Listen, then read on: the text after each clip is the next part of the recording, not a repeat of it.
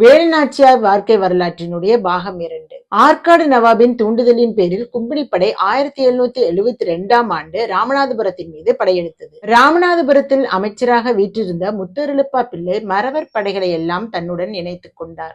இணைத்துக் கொண்டு ஆங்கிலேயர்களுக்கு எதிராக போர் புரிந்து ஆங்கிலேயர்களையே கலக்கமடைய செய்தார். ஆங்கிலேயர்கள் தங்களுடைய குள்ளநெறித்தனத்தை பயன்படுத்தினர். ஆங்கிலேயர்கள் தங்களுக்கு ஒத்து உதும் தமிழர்களுக்கு பணத்தாசை காட்டினர்.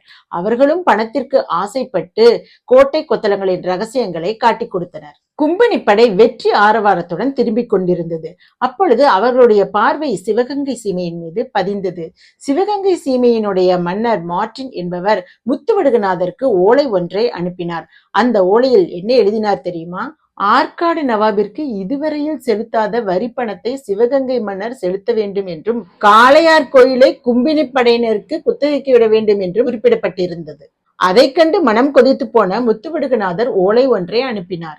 வரி என்ற பெயரில் ஆற்காடு நவாபிற்கு சல்லி காசும் கொடுக்க மாட்டேன், கும்பினிப்படையினர் தங்க காளையார் கோயில் கோட்டையை அனுமதிக்கவும் மாட்டேன் என்று சிங்கமென சீறினார். அத்தோடு நின்று விடவில்லை. முத்துவடுகநாதர் கும்பினி படையினர் தங்கியிருந்த மங்களம் என்ற இடத்திற்கு தமது படைகளை ஏவினார். அதற்கு தாண்டவராய பிள்ளையை தலைமை தாங்கினார். மருது சகோதரர்கள் துணை நின்றனர். மிக பெரிய அளவில் போர் நடந்தது. இரு தரப்பிலும் அதிகமான உயிர்கள் இறந்தன. போரில் மறவர் படையை சேர்ந்த சாமியப்பா பிள்ளை என்பவரை ஆங்கிலேயர் ஒருவர் கொன்றார். உடனே பெரிய மருது அந்த நீலந்துறையின் தலையை கொய்து எறிந்தார். மறவர் படையினரின் தாக்குதலை வெள்ளையர்களால் சமாளிக்க முடியவில்லை. எனவே எதிர்த்து வெல்வது கடினம் என்ற முடிவிற்கு வந்தனர். அரங்கியர் குலநெறித்தனத்தில் ஈடுபட்டனர். சதி திட்டம் ஒன்றை தீட்டினர். அதன்படி மங்கள போர் நிறுத்தம் என்ற சமாதானத்திற்கு வந்தனர். அதே நேரத்தில் காளையார் கோயிலில் முத்துவடுகநாதரை கொல்வது என்ற முடிவுக்கும் வந்தனர். தளபதி மார்டின் படை போர் நிறுத்தம் பற்றிய பேச்சுவார்த்தையில் ஈடுபட்டது. ஆன்சோரின் தலைமையில் படை காளையார் கோயில் நோக்கி விரைந்தது. முத்துவடுகநாதர் இளையராணி கௌரி நாச்சியாருடன் காளையார் கோயில் நோக்கி சென்றிருந்தார். அங்கு கணக்கற்ற வீரர்கள் மடிந்திருப்பதைக் கண்டு கவலையில் இருந்தார். அவரும் பேச்சுவார்த்தைக்கு தயாராக இருந்தார். முத்துவடுகநாதர் இளையராணியார் கௌரி நாச்சியாருடன் காளையார் கோயிலில் இறைவனை வழிபடச் சென்றார்.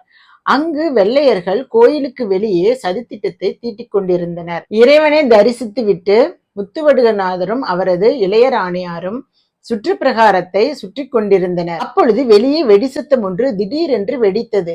உடனே மன்னர் அதிர்ந்து போனார். சேவகன் ஒருவன் ஓடி வந்து மன்னரிடம் வெள்ளையர்களின் தாக்குதலை கூறினார். உடனே அதை கேட்ட மன்னர் கோயில் வாயிலில் நின்ற பொழுது பான்சோரின் மன்னரினுடைய மார்பை குறிவைத்து துப்பாக்கியால் சுட்டார். மன்னர் கீழே விழும் சமயத்தில் இளையராணியார் ஓடி வந்து அவரை தாங்கி பிடிக்க வரும் பொழுது இளையராணியாரையும் சுட்டார். இருவருமே இணை பிரியாமல் உயிரிழந்தனர். கும்பினியினர் அதோடு நிற்கவில்லை. காளையார் கோயிலையே சூறையாடினர். மங்களம் பகுதியில் பேச்சுவார்த்தையில் ஈடுபட்டு கொண்டிருந்த தாண்டவராயருக்கும் மருது சகோதரர்களுக்கும் மன்னர் இருந்த செய்தி தெரிய வருகிறது. இந்த செய்தியை கேட்ட தாண்டவராயனும் மருது சகோதரர்களும் உடனே வேலுநாச்சியாரை காக்க வேண்டும் என்று முனைப்போடு ஓடி சென்றனர்.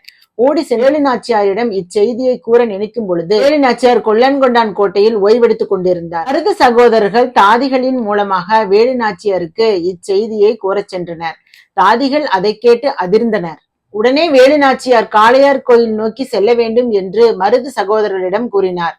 மருது சகோதரர்களும் தாண்டவராயனும் இப்பொழுது சென்றால் உங்கள் உயிருக்கே ஆபத்தாகிவிடும் என்று கூறினர்.